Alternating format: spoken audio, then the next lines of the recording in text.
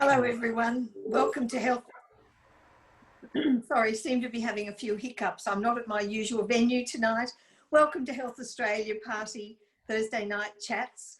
I'm Molly.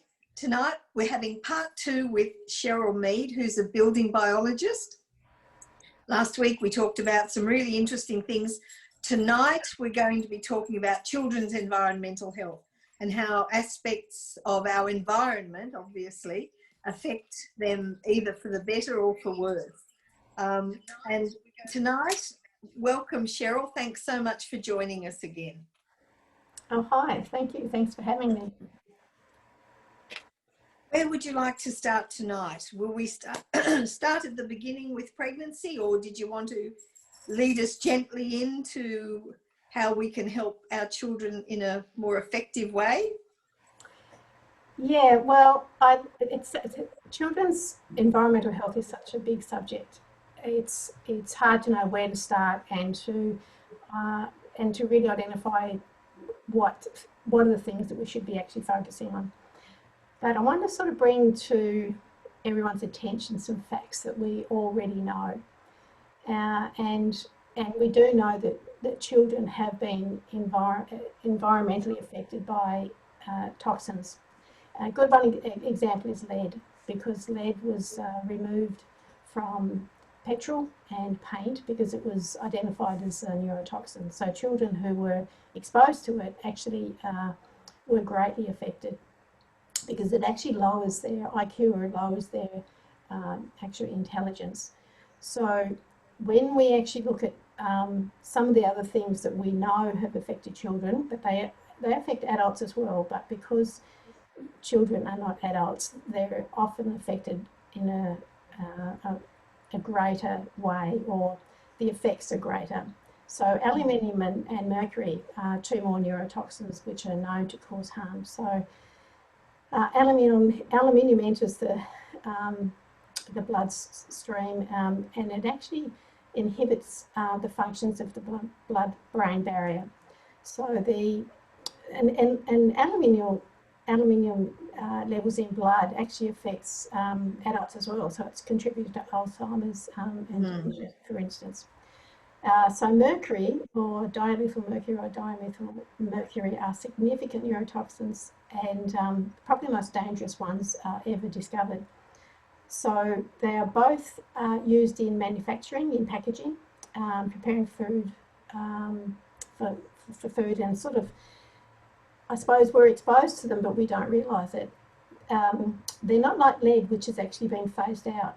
So they're still actually being used in manufacturing today.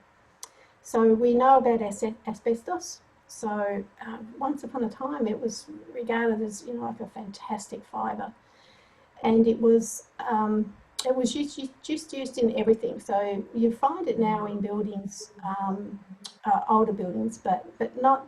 They don't have to be that old. Like, they didn't stop using asbestos until really, I suppose, right up until 2003. It was still allowed to be used. But we do know it's in a lot of products in buildings. And like, asbestos was first diagnosed in 1924 when a woman who had been working with asbestos since she was 13 years old, she died. And that's when asbestos or asbestosis was first recognised. So we know that talc in baby powder. There's a lot of litigation goes on in America in relation to talc in baby powder or products, but it is it's still used, or it's still mined. So, like, talc was combined with cornstarch that was in baby powder, and it's used as a thickening agent. It's a lubricant. So it's in many cosmetics. It's in ceramics and paint. Talc has been linked to ovarian cancer, and you can inhale the dust. So it's actually, according to the American Cancer Society, it's linked to some forms of lung cancer. So I would say history suggests that making money has been a little bit more important than health. Always. Cheryl, can I just interrupt? Just a question there. I remember many years ago, they used to do a lot of fencing with asbestos, but I never hear about fences having to be taken down. Yeah, actually, you will find them. It's a lot of the times it's that sort of corrugated product. It's very similar to the roofing. So the thing, what they do with asbestos, when you have asbestos removal, it's what's called encapsulated. So you actually have to enclose the whole area so when you break it up, you don't emit fibres into the air. And what they do is they usually damp it down. So water on the fibres actually stops them spreading. And so when they actually remove it, because it is so toxic and it doesn't take a great amount of fibres to actually do harm, then everyone that removes it, like this is with the building industry, has to be licensed, and they have to work through an appropriate methodology to be able to remove it, contain it, and actually take it and then dispose of it. So asbestos is in so many things. Like I've seen it in kitchen tiles on the floor, I've seen it in piping, it's in old carpets, it's like I remember it was in brake linings years ago. So it's such a brilliant fibre because it's sort of, it's non-destructive, it doesn't burn. They actually used it in so many things. It's hard to put a number, like everything on paper that you will find asbestos in. But obviously they don't allow it anymore. But asbestos is still mined. I think in Canada. I think I saw it was, and so. But the thing. Where's it used now, Cheryl? If they're still mining it. Yeah, well, yeah, some countries must still use it. We don't allow it. But it is actually mined in very similar rock to what talcum, where talc comes from, because that comes from also from a rock. So they're linked. So anything that's like has talc in it can actually have asbestos fibres in it. Yeah. And so these are the things that we have phased out, but we've made some pretty big mistakes. And I think that's what I wanted to sort of highlight more than anything, is that we really need to get our act together and clean up our environment a bit, so that like our children especially are the next generation. They are more affected. So what I've actually put together, and this will be available for people so they don't have to try and remember all this. It'll be on my website, but I'll give you a copy as well. So building biology considers all forms of environmental stress or stressors in the environment that actually affect our body. So we investigate the toxic effect, we understand environmental risks that children are particularly vulnerable to. So we need to be sort of packed full of intelligence, really, like as parents. And like we need to produce healthy cells so that our children are healthy, because we do actually pass a lot of our toxins onto our children. So I think somewhere in here I've actually got it. One way of females actually reducing their toxic load is to pass it on through breast milk. I don't know if people actually understand that. So first things first, I don't want you to just take my word for it. I want people to do their own investigation. I like to give information, but everyone should make up their own mind about what they use, what they choose when they look for products, because it's you just can't take things at face value. Marketing is so what's the word for it? Manipulated. So you can pretty much put anything on a label and say it's natural because everything comes from nature. You can say it's organic because it only has to have a carbon atom. And you can pretty much tell people in your marketing message that it's healthy when in fact it's not. So we really need to understand from a biology perspective. So this means what affects the body. And so biology really is the science of life. It's biology is derived from the Greek word bios, meaning life, and logos, which is study. So when you combine that with buildings, which are what we all live in, and the science of buildings or healthy buildings, it's so connected to our building biology, to our biology. That's why it's called building biology. So I think there's a lot to be learned from people who haven't heard about building biology before.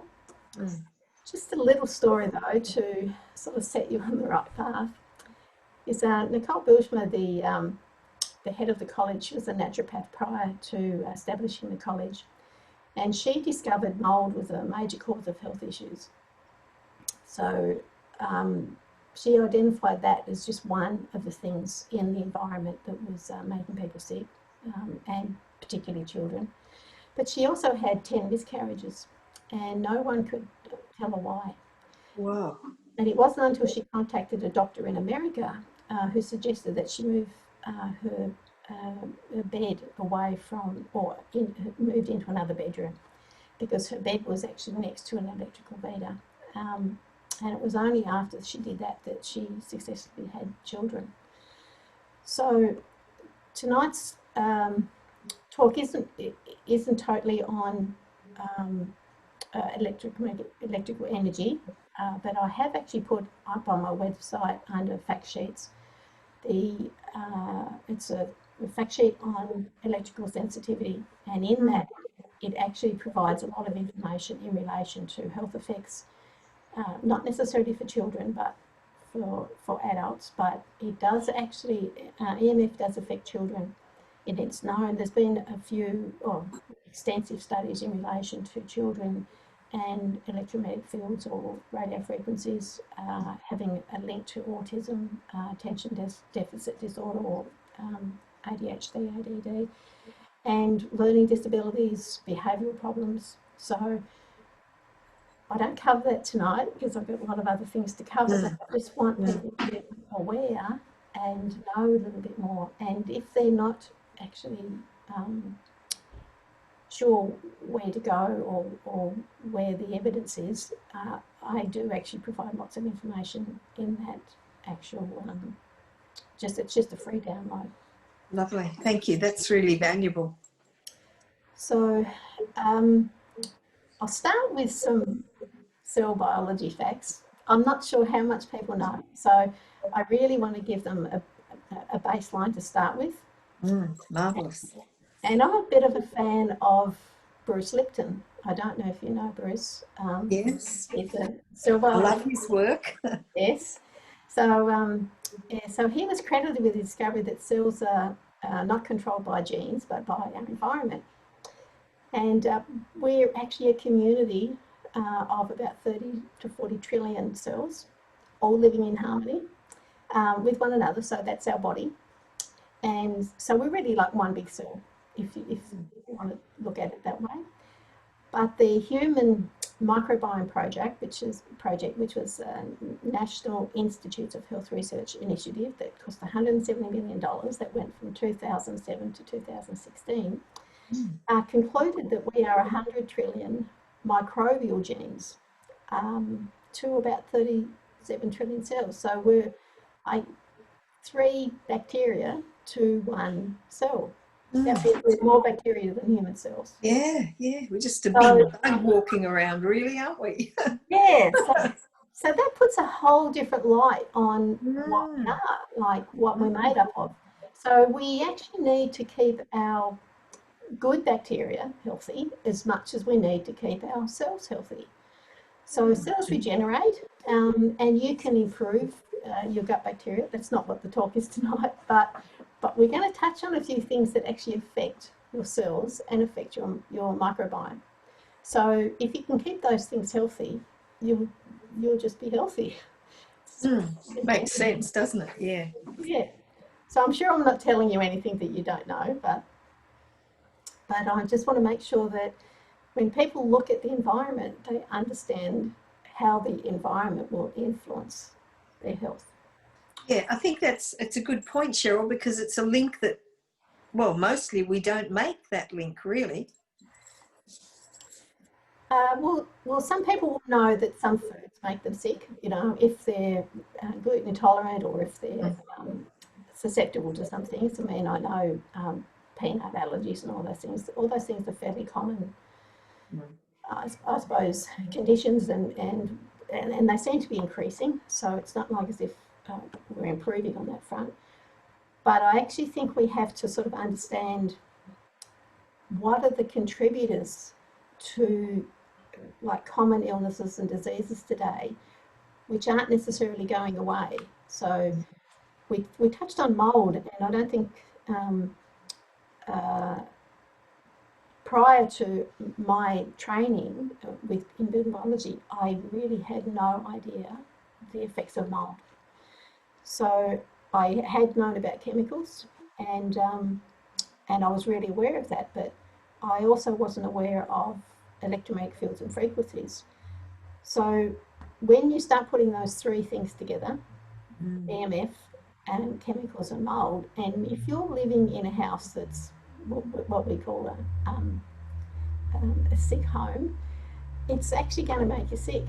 So I I think actually if we do focus a little bit on what are those things in our homes, and they can be in workplaces, it can be products that people use at work, especially in the building industry, like because this is what we focus on, then it will probably end up giving people an idea of if they've got some health problems, where do they originate, what can they do. But it's also really good for health professionals to understand these things too, because that's how they're going to help anyone get better. Like if you don't know what's causing your illness or your condition, or you know why have you got that symptom, and you're not relating it to your environment, then potentially it will persist. We have to do a lot of detective work these days to get to the bottom of people's health or illness, because everything is, well, it's not a simple world anymore.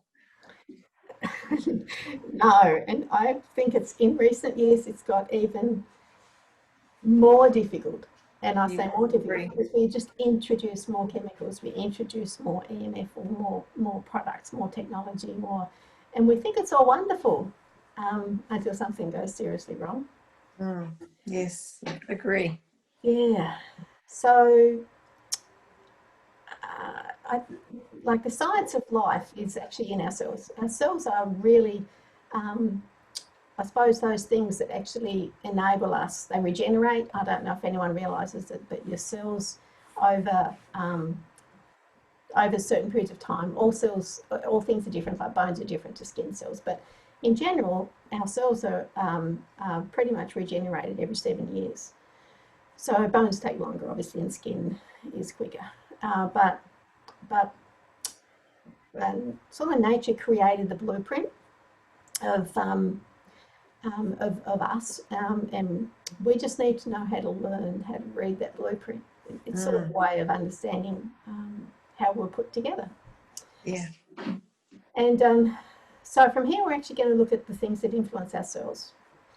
And actually, I'll go back to Bruce Lipton because he explained that if you understand energy, you can understand the influence of energy on cells. And he was alluding actually to your thoughts a lot in biology, I believe, but he also did actually touch on environment. So it's a bit like we are made up of genes, but it's not genes that actually trigger all the problems. Possibly only about 10% of illness is sort of hereditary or due to genes. So he actually comes from, he believes a lot of our conditions come from our thoughts or our state of mind, or potentially our food and our environment. But I think they all play a part in influencing our health. And children are no different. So the thing that's different about children is that they are not adults, or they're not little adults. They are developing and growing, so their bodies are more susceptible to toxins than our big bodies, because we've actually built up some defences, which means children are affected a lot more than us, especially by what's in the environment. Now I'm going to, before I sort of continue on to all the things that I'm going to list, which are really bad, the World Health Organization produced a document, but it's 164 pages, but it's titled Inheriting a Sustainable World, an atlas, or it's the Atlas of Children's Health and the Environment.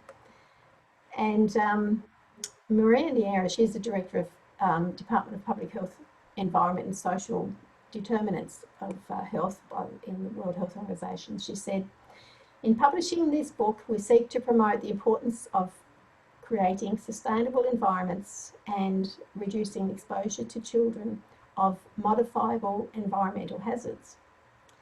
So in the preface, she recognises that children represent the future and should be nurtured and protected. So I actually believe governments have a duty of care.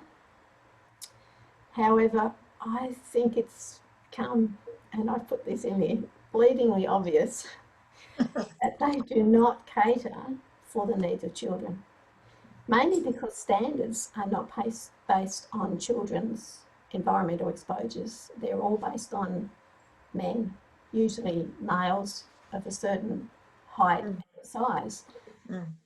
Especially the research that's conducted on EMF, for instance, even though it's a fake man that they use, they don't use a real man. Yeah, mannequin. Yeah, they are not actually things are not assessed based on children or the fetus or the embryo or even our eggs and sperm, which are all sitting there waiting for development, aren't they? Yeah, exactly. So we have to sort of get our head around that, really. So we really should be looking to understand what are the smallest living things.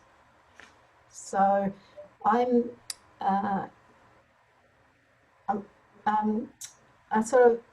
guess I look at things from an understanding is if we actually look after our children, we look after ourselves. Well, that makes sense. That's, yeah. Yeah. So I don't know, I have got it in here somewhere, but I haven't come across it yet, but I actually created a whole heap of policies, which are on my website. And they're different policies. I actually call them Murphy's policies, or Murphy's my head of policy making, and he's my grandson. So what I realised was if we can actually adopt these policies for what we do and the way that we go forward in life, I think we'll actually be setting ourselves up to have a really healthy future. So most of the things that we're going to talk about are available on supermarket shelves, in hardware stores, and the aim is to actually get you to read labels or to identify things that are healthy or toxic, and to just make really good choices. And one of the things that I've actually understand is that when we look at what we think as being sustainable, if we're not looking at a sustainable future for our children, then we're not really looking at sustainability. Yeah, good point. Yeah, so if you, like an embryo at the first stage of life, this is after fertilisation, and a fetus or an unborn human, which is more than 8 weeks after conception, and then a child from birth to 7 years of age are hugely susceptible to environmental contaminants. So this is the time nurturing and protection. It's just like it's critical. So from 7 years of age to 12 years, a child mostly learns from their parents, but from as they get older, they'll actually inherit things, whether it's habits or beliefs or just I suppose, the way they look at things. They'll actually inherit it from their parents first, but then from who they are exposed to, so from their school environment and their friends. And so when they actually reach like 12 years of age, boys start turning into men and girls start turning into women. They are also really critical times. So that's when all the hormones are changing, that's when everything's changing. So we don't really grow into adults until we're about 25. So all of that time, the influence on the human body by the environment, and when I talk about environment, I'm talking about everything. I'm talking about the people, the building, the products that they consume, the food they eat, the water they drink. Like it's sort of everything. So we don't look at things in isolation, and often things don't work in isolation. So one thing might be affected. An example is chemicals. So like one chemical coming in contact with another chemical can create a totally different chemical. So the best way to actually look at what's good for us is to look at things from a really holistic perspective. So like young brains are really pliable. They're like plastic, they're impressionable. Yes. And so that's when their brains are producing or growing. That's their neurons. That's when everything develops. So we need to understand that the environment is affecting children and their future intelligence in a way. So 90% of brain growth happens before kindergarten. I'm not sure that people really fully understand that. 90%. Yeah. And so 1 million neural connections, they're synapses, which are made every second. And a children's brain is more impressible than any other time in life. So this is sort of leading into understanding what affects children's brains, all the connections, how they develop, or how they develop well or how they don't. What's the point? Yes. Yeah. So because everything starts in the womb, we have to understand that pregnancy really is the beginning of children's environmental health. Definitely. I mean, even before that, just when the eggs and the sperm, that's would be considered too, I would think. Absolutely. So you will get some info into what affects these things. And because the list of things is so long, I obviously haven't been able to put together like 1,000 different chemicals, and you wouldn't want that anyway. Okay. So what I've created is really just a way of being able to identify, I suppose, the worst of the worst, and also to understand that we can dodge them. We can sort of work our way around them if we know what to look for or where to get the information, more to the point. And okay, yeah, great. So, like scientific research actually suggests that what's harmful to children already, so air toxics and air pollution. So we actually do know, actually indoor air can actually be more toxic than outdoor air. I don't know if you're aware of that. And that's because of what we bring into our home. So it's what products we use. And I get that, like food and packaged food, all those sorts of things. So because lead is no longer in fuel or paint, it doesn't mean that it's not in your home. So if you're in an old home and you've got old paint on the walls, and if you do any sanding back, or if you've got really old carpet, the dust from doing renovations can be in carpet.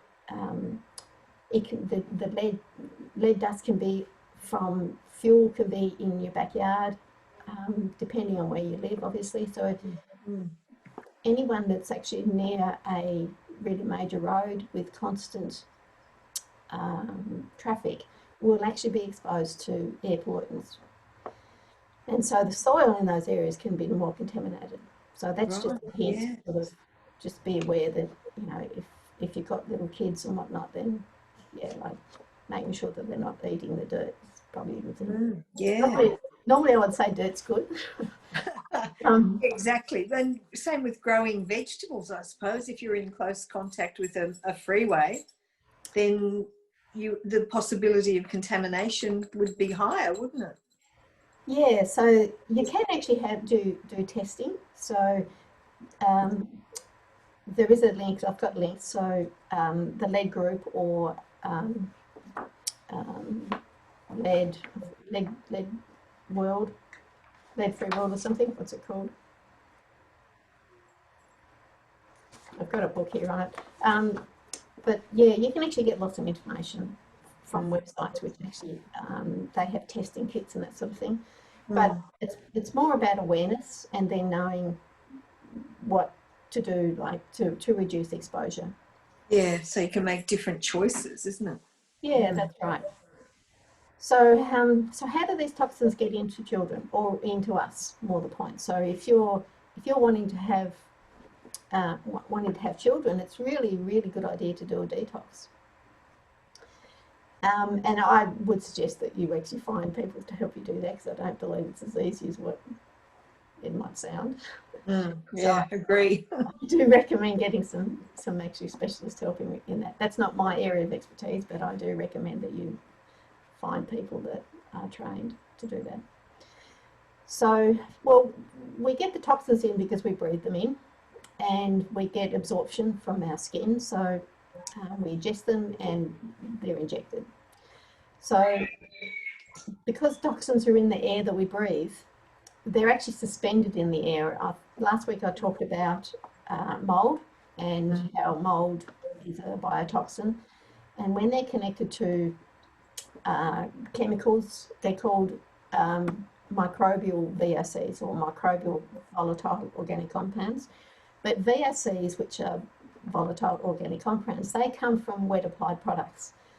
And if you think about it, you use a lot of them. Like you use things like washing up liquid, you use laundry detergent, you put things on your skin when you're in the shower, your cleaning products, everything that actually is wet applied will actually produce droplets in the air or off gas or have suspended particles.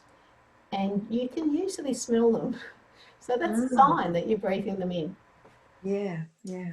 So we absorb toxins when they're applied to our skin. And a good example is cosmetics, moisturisers, sunscreen. Sunscreen, if you're using the wrong sort of sunscreen, is hugely toxic, especially to children. So the chemicals in these products, they actually get absorbed through our sweat glands and through hair follicles. So the things that we don't recognise, even though I think science does, because you will actually have some medications that are put on a patch, like people use patches for smoking, people don't realise it, but your skin actually absorbs particles, and so we actually ingest them in food and water. So chemically treated water is not really good. Water is actually a big subject that we do, and like we know that fluoride is not good for us. We know that the chlorines in water produce disinfection byproducts, which are classified by the World Health Organization as toxins and potential carcinogens. So we have to understand that we can do a lot of things to actually reduce them, but you just gradually just go through one at a time. If you really want to create a healthy environment,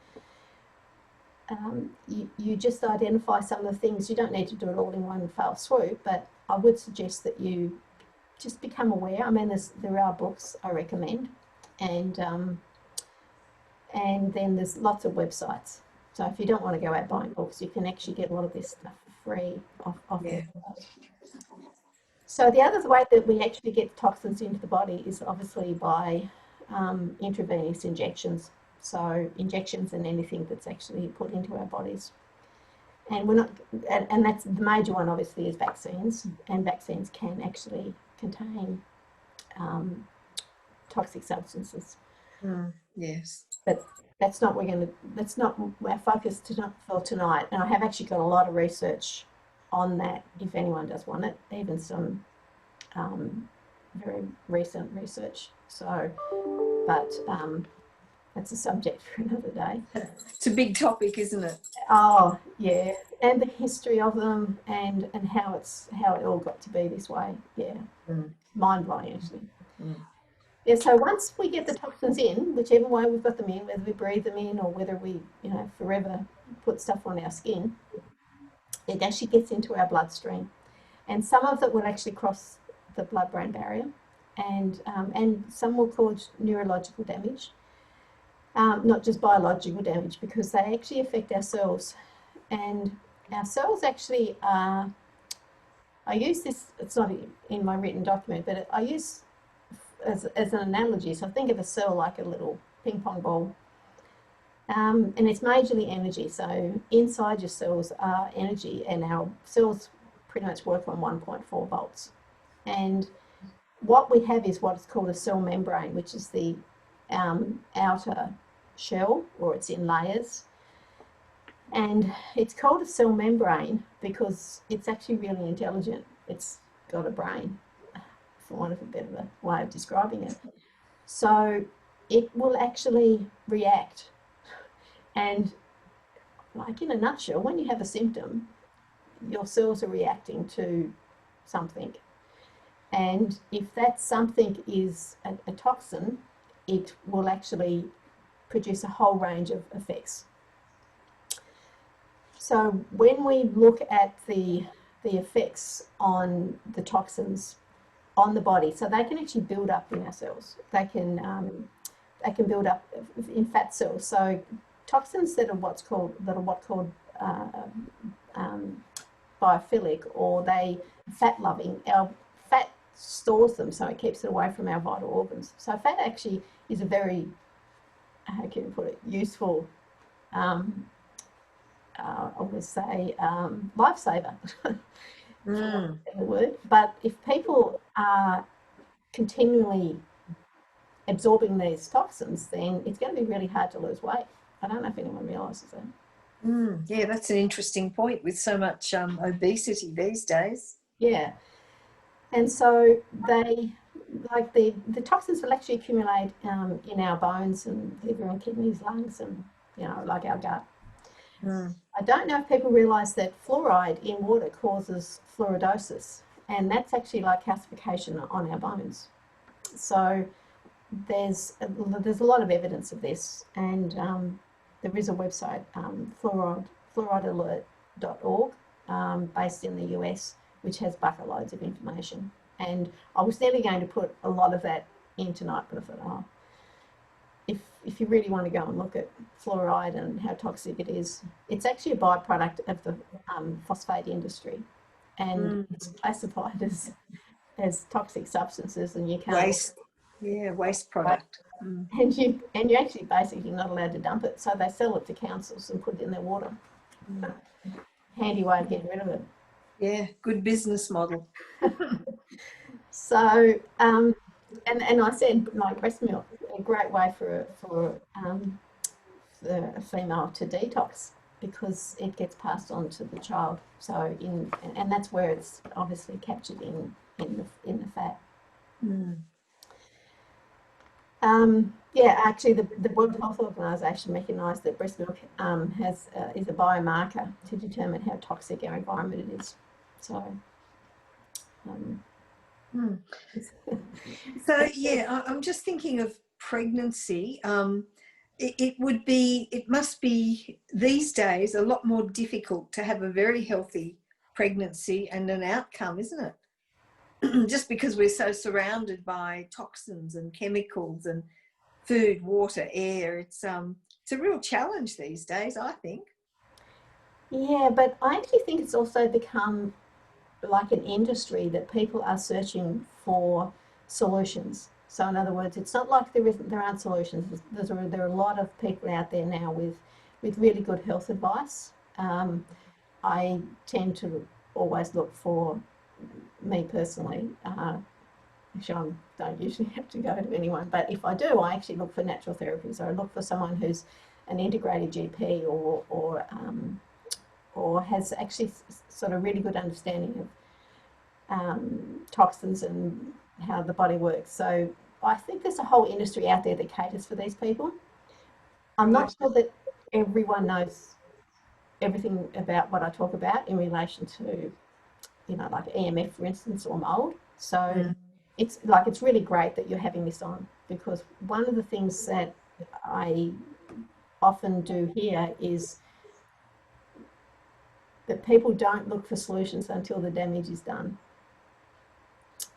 Yeah, I think that's quite true, isn't it? Across the board, you don't go to a doctor until you're sick, and by then you need some intervention.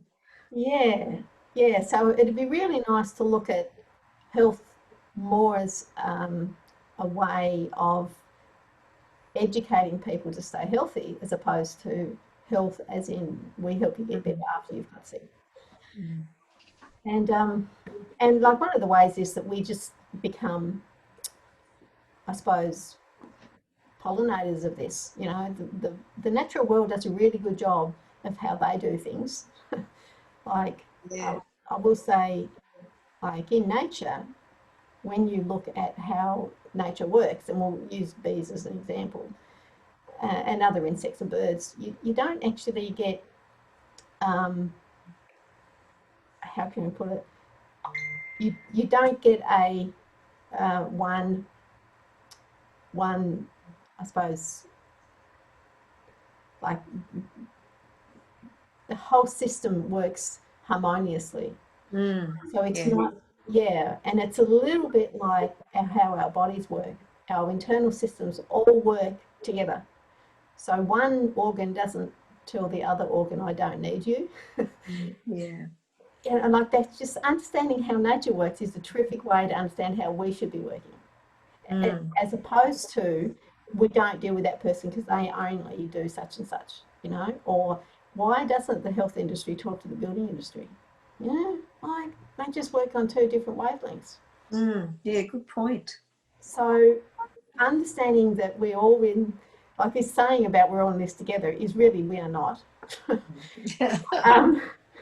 And we have, I think, an opportunity to work harmoniously as nature intended, but we don't. Yeah, because the script has been written to work the other way. So most chemicals are not tested for their effects on children, so they're only tested on adults. So we have, like, I think there's more than this, but this was off the Environmental Working Group website, which is we have 80,000 new synthetic chemical compounds have been developed over the last 50 years. And each new year, new chemicals are introduced into manufacturing. So we're not slowing it down. And some of the really big offenders, now I've listed these and I've listed some of the health effects, but like I said, it's not all of them. So I think the Environmental Working Group is a great site to go to understand some of the places that you will find them. There's more detail there than what I have here. But to give you an understanding of what I think some of the worst ones are, I've just itemised them. So BPA, which is it's a plastics chemical basically, and everyone's heard of BPA in plastics. The plastics, yeah. Yeah, which is a hormone disruptor. So it actually affects the functioning of the body, really. But what people don't know is that it's generally replaced with BPS, which is just another plastic chemical. Yeah, it is. People don't think about that. When they take something out, they have to put something in to make it work. It's like low salt foods. What do they put in to replace the salt? And we don't think about that. No. Well, the thing that I've actually noticed with most of the things, that when you identify them as a toxin, there's a reason why they use them. and generally it's because they serve a purpose. And so if you're going to continually use products, PVC products, which are polyvinyl chloride, in just about everything. So if you think about building products, if you think about toys, if you think about like a lot of things, a good example is what's in your kitchen, okay? And one way to actually stop these plastics from entering us is to change the products that you use. So one of the worst things I can think of is plastic kettles. And I've been known to go on holiday and be stuck with a plastic kettle and go out and buy a stainless steel one just so I can have a cup of tea, because I just refuse to use plastic kettles. I don't actually own a microwave anymore, and I don't cook anything in plastic, and I used to. And I don't store food in plastic containers anymore, especially hot food. I always use glass or I use stainless steel. And enamel's actually okay, but generally it's glass or Pyrex. And so I've just changed everything in my house over a period of time, and I have pretty much weaned myself off a lot of toxic stuff in my home. So it's certainly doable, isn't it? But you've just got to know what to do and what you need to avoid, really. Yeah. And so, like, one of the things that people don't understand is, well, whereabouts do you get these? If we're loaded with toxins and the toxins are passed from to mother to child, so where do we get them from? So if we have a plastic water bottle sitting in our car and it gets hot, it's going to leach plastics into the water. And I'm pretty sure the same thing will go with anything when you think about plastic products that you buy from the supermarket. Everything comes in plastics. I think we haven't really embraced the thought that maybe we can actually not cover everything in plastic. I don't know. Yeah, all we have to do is stop buying, well, fruit and veggie, for instance, wrapped in plastic. Yeah. Seems kind of crazy to me. Yeah. Stop buying it, really. It is simple. It is. Well, we think we can't go back to old ways, and I remember back in my day there was no plastic bags, and we got milk in glass bottles, and we got our groceries in paper bags from the supermarket. I'm obviously not young, but I remember those days, and so I just don't understand why can't we just turn back time a little bit?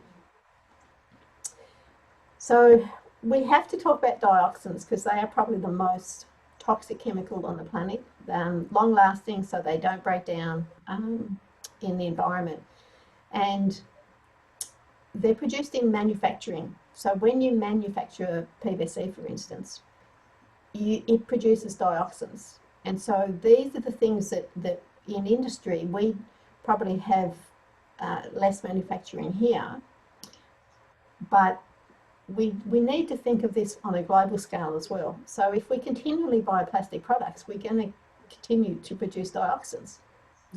Simple. So they are pretty much one of the worst carcinogens, cancer-causing agents, and they are very long-lived in humans, not just in the environment. And they affect the immune system and the reproductive system. So for people that are in industries that are actually producing dioxins, then it's the male that's going to be affected maybe more than the female. But it could be affecting, I don't know if you know the stats, but I think in the last 70 years men have reduced their amount of sperm by about 50%. So they're 50% less virile, whatever it's called. They don't produce as much sperm. So if we don't sort of switch our ways a little bit, then we're sort of heading on a very unsustainable path. Yeah, couldn't agree more.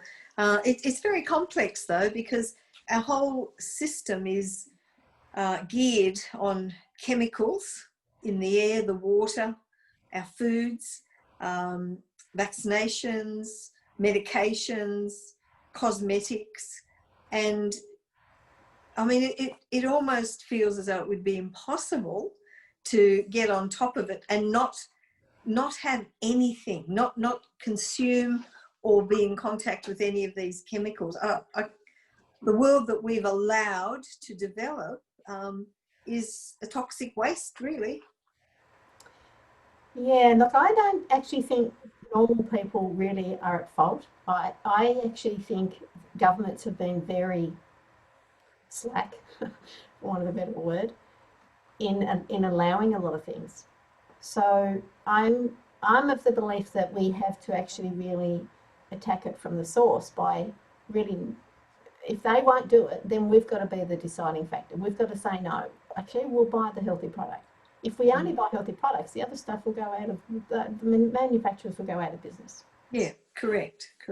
And we need to have that awareness to know what to buy. But I mean, we can't blame the government for everything. I think anyway. I think we need to, like you say, stand up and stop buying things. So we need the awareness. We need to know what to stop or what to buy. And then we need to actually activate that information that we've received, don't we? Yeah. Well, I do actually believe that the best way to actually approach anything is get your own act together first. Because it's okay to actually go out and sort of do all, like, say all these things, but if you're not doing it, then like talking about, I suppose, is, yeah. So I have to say, I've cleaned my act up hugely, even though I didn't think I was actually that bad until I got into the science. I realised, oh dear, I did used to eat plastic noodles, like instant noodles. I did used to actually buy, I suppose, the normal makeup that you just buy from a chemist without really, although lots of things I couldn't use, but I suppose now I'm actually so much more aware. I'm just really picky. Yeah, and I think people are becoming more and more aware. It's a slow awakening, I guess, but there's so much more chronic disease now and illness. And I remember growing up, it was rare to know someone who had cancer. Now it's like, if you look down your street, probably half the streets got cancer, or certainly knows someone with cancer. So it is a different world, and I think people are starting to question, what are we doing and why are we doing it? So yeah. And we are the power. We do have the power. We have the power to make change. Yeah, it's just really the choices we make. Exactly. And becoming informed actually becomes really powerful. Like, I feel so much more in control now than I have ever felt before in my whole life. And that's because I'm not just aware of what affects me, but I'm really contributing to that next, I suppose, generation that is because I do get a lot of calls. And so I haven't helped millions of people, but for everyone I help, they go and talk to someone else, and that person talks to someone else. And, yeah, exactly. Yeah. So I think it's all really worthwhile. So one of the, I don't think people have an understanding of the effects of the things that we are surrounded with. And I've touched on formaldehyde before, but formaldehyde isn't just in building products, and it's not just put on furnishings. It can actually be an ingredient in personal care products. Such as what sort of products? Well, it has so many uses that it can actually just be in something because of its like a, what's it called? It's a preservative, isn't it? Preservative, yeah. Yeah. So what we don't realise is that these actually affect the gut. So if you're taking in something, and I read labels all the time, and food labels are really, really interesting. So when I actually read a food label that's got a preservative in it, I actually know that it's not designed for me, it's designed for shelf life. Yes, yeah, that's right. That's absolutely right. Yeah, so I make that choice. That do I really Mm, want to consume it? No. mm, Only because I know I'll actually have an effect the next day. It's as simple as that. And most mm. people will not know that the next day why they're sick when they ate a food. Yeah, yeah, good point. Yeah, and so Mm, the correlation's not there. It's the same mm, as EMF, and I should touch on that too, but we'll just get through these. Yeah, so phthalates, and people have probably heard of phthalates before, but they're a chemical that like triggers cell death. So, for instance, it'll actually um, affect men's fertility. mm. Or so it will actually kill off sperm. Yeah, it's found. These things are found in food containers, in children's toys, like plastic wraps. They're made from PVC. You can actually buy healthy plastic wrap these days, made from I think it's corn or something. So you can hunt these things down, and they're generally in the supermarkets. A lot of them now. Um, so, like phthalates are in personal care products and things like fragrance. So, I don't know if people realise that fragrance, when it's fragrance or perfume on a label, can contain something like 60 chemicals. Mm. And so It's a real cocktail. the alternative is to actually choose organic, but to actually, if you want something to smell nice, use really good essential oils, natural essential oils. Mm. And you just solve that problem. Even though I will warn people that depending on how susceptible you are, not everyone can handle some essential oils. I've actually had some experience with essential oils that actually I don't like, just a couple of them. And so everyone's different. It really is up to the person to sort of make an assessment of whether or not they feel good using it. Mm. Yeah, yeah, agree. Yeah, everyone's very different, and anything can become a reaction, an allergen to a particular person. So yeah, you can react to anything. Yes, but those people will probably already be aware of it because they'll have a certain sensitivity. But yeah, and I do know other people that really are affected, like more than me, from those exposures. So I've come across people in my life that, yeah, just couldn't handle anything, which is really Mm. sad, like because their lives are very restricted. Flame retardants, which we talked about last week, but Yeah. I, I don't know if people realise that they can actually imitate thyroid hormones. Um, so they can actually disrupt the activity of the thyroid, can lead to lower IQ, contribute to like really significant health effects. Some of the flame retardants, I'm not sure if you're aware of uh, some issues with the fire um, services that have been one of the sites out in Western Victoria was actually shut down because of the chemicals that were used in firefighting contaminated the area. So it Oh contaminated gosh. town water. And Yeah. and so these are the things that they're actually finding out afterwards. And there's a few Mm. more cases in Australia that military bases have actually been affected.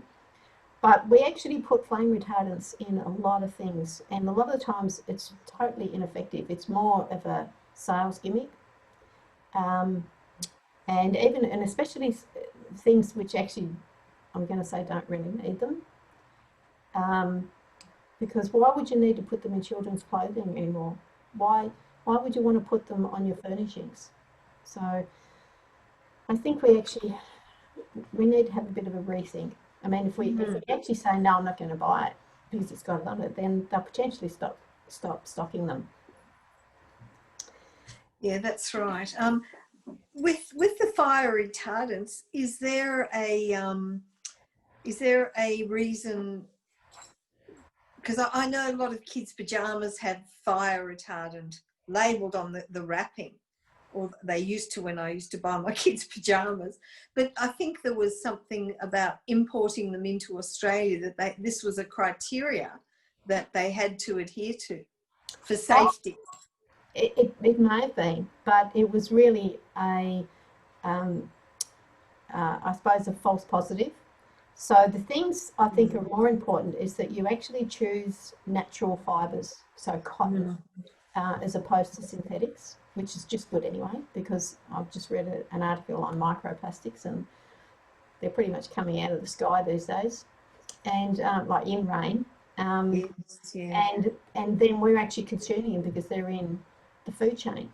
So Very difficult to avoid yeah, these days. You really have to work hard to keep your so body healthy. so natural fibres is just the way to go, and that's where I think we actually need to sort of understand that the choice is ours to make.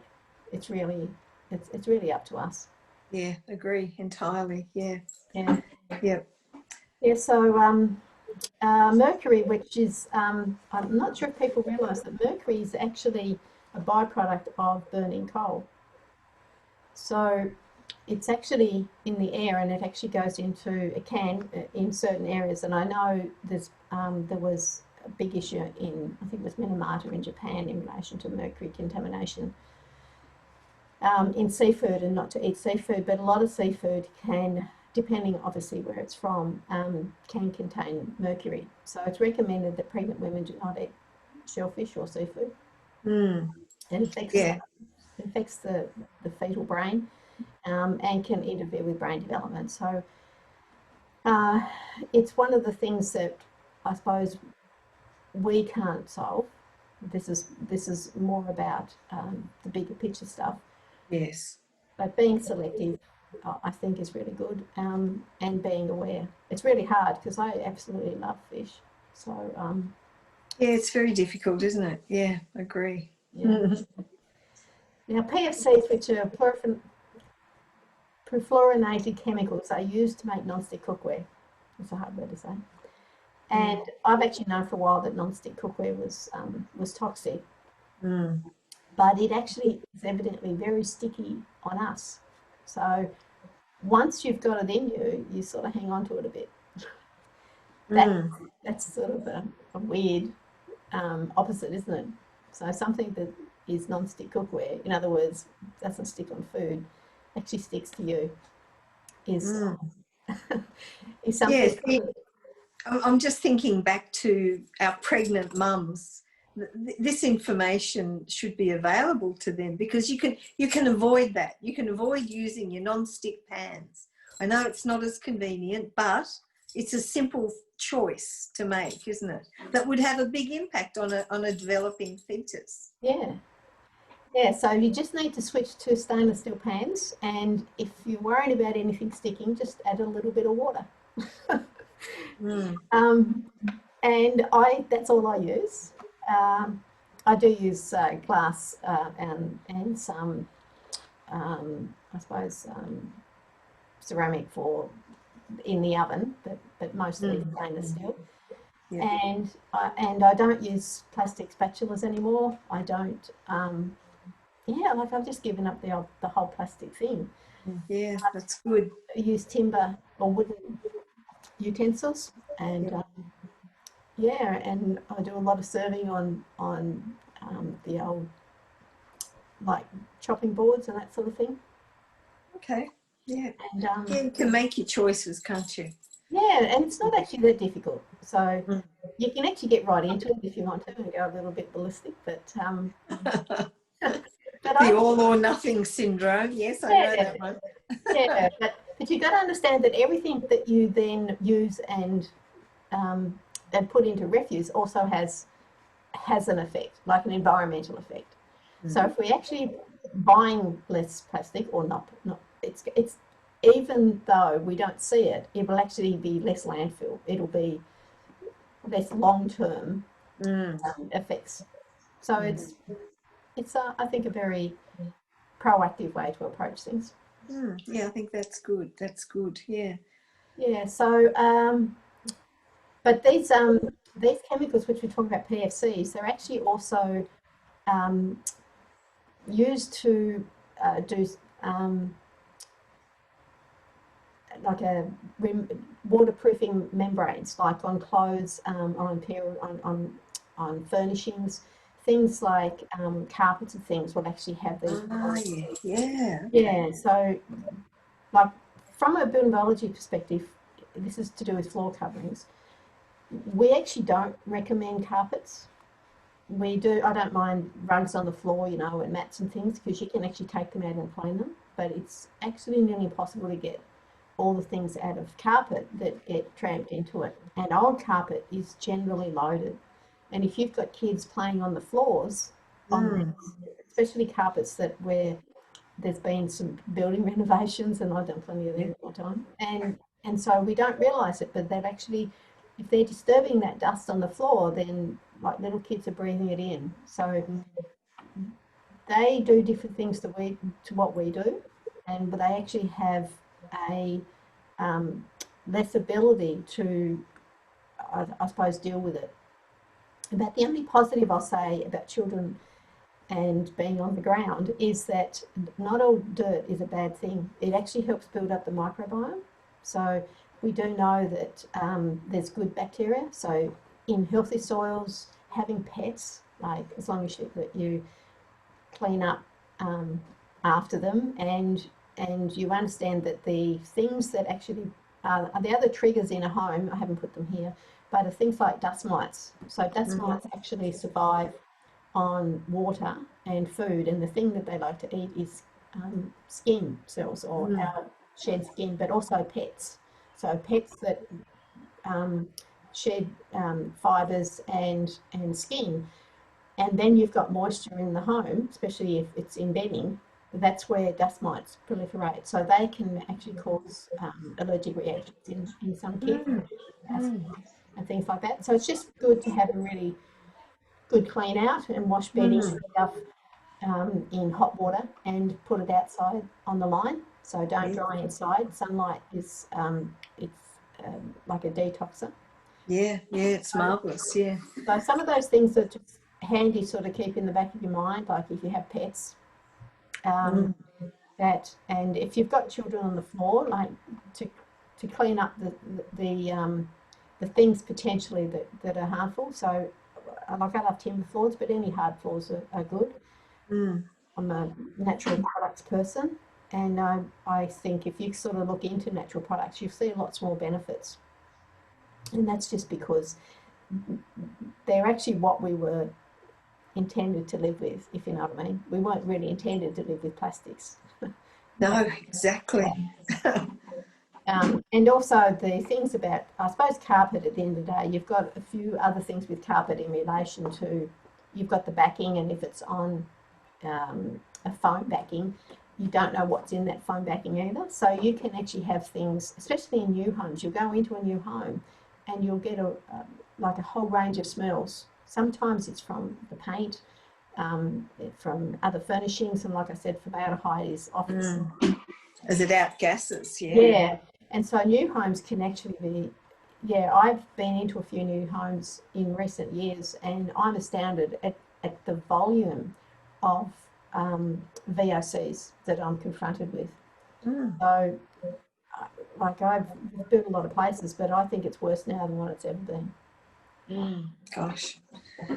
Yeah. It's challenging, that's for sure. Wow. That's a lot of information. Yeah, so I'm probably nearly through most of the things that I really wanted to talk about. I mean, we can actually talk about the places to go to find out more information, which I believe that, well, there's some resources on my website. I have a little ebook which is Survival of the Smartest, and it's got 7 threads to a good life. It includes some of the things we've talked about. It's a little bit longer. There's a few quirky little things in it, but it's sort of like my lead in to get people to think differently about sustainability. And is that on your website, or? Yeah, it's under resources. I've actually, it's sort of halfway down the page. There is some scientific research papers there for people to look at. Okay, yeah, that'd be great, with some links so people can do a little bit of research and get some more information. Yeah, so thank you. Sorry. Yeah, sorry. I'll just talk about a couple of references now, which there's a website called Fluoride Alert, and it's got infant exposure, specifically about the effects on young people. Mm-hmm. There's an asbestos history of asbestos, which actually leads into understanding asbestos. And asbestos in buildings is still a really major thing, especially if you've got an older home. And if you're intending doing any building work and you do that building work yourself, it's a really good idea to actually learn a bit about asbestos so you can detect it. Because I've actually done an asbestos course, and I understand that there was a lot of things that people have no idea that contain asbestos, and so it's difficult for like just a normal lay person to identify. There's a book or an app I think now called The Chemical Maze for people who want to actually look up chemicals, which you can. I don't tend to use those sorts of things anymore because I just go for reading labels and it's really time consuming. And I just pretty much buy organic food. Like I'm talking anything that's packaged and made up, and I just focus on fresh food or organics if I can. The website Environmental Working Group has a children's health initiative, and that's really worth looking at. Okay. Bucket loads of information. Lovely. All right, and we can put all these links on at the bottom of the talk, so everyone can have them. Yeah, that's great. And so there's another website. I'm not sure if you're aware of. Robert Kennedy Jr. has a. He's really big in the US, and he has Children's Health Defence, and he's got a childhood cancer caused largely by environmental factors report on his website, which is really good. And there's a list of the dirty dust and endocrine disrupting chemicals on the Environmental Working Group website for anyone who's thinking about having children and wants their children to have children. Yeah, absolutely. I think more and more these days we do have to get really ready to be pregnant and to have healthy children. The odds are almost against us if you do nothing, really. I know that sounds a bit harsh, but I think it's true. I think that's a fair statement because we're so surrounded by toxicity everywhere. Yeah, like I think a really big thing which I didn't touch on tonight is the effect on children. This is really specifically, and the amount of time that they actually spend on wireless devices.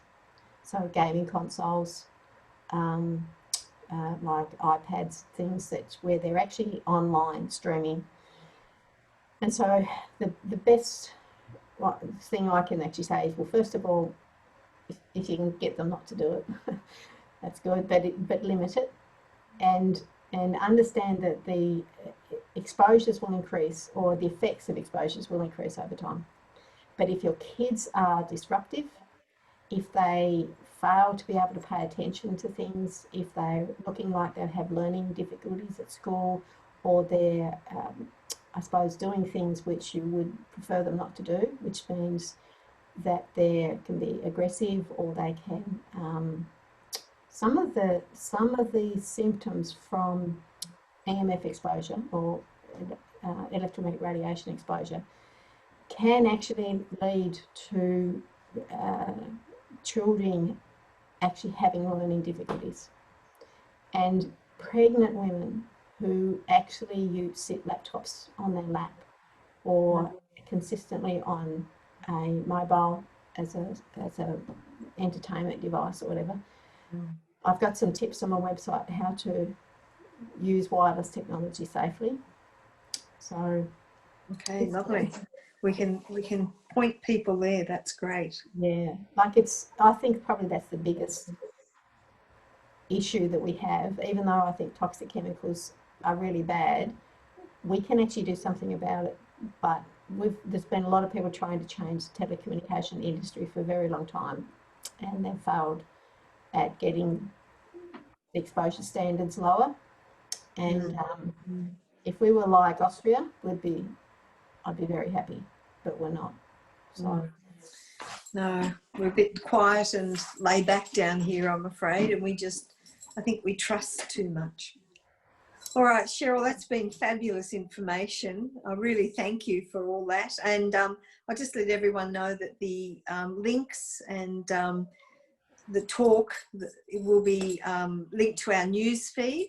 So you can go there and listen or read the transcript and see all the links. So Cheryl, thank you. Really greatly appreciate your time and all your knowledge. It's marvellous. Thank you very much for joining us tonight. Well, it's a pleasure. Thank you. Thank you.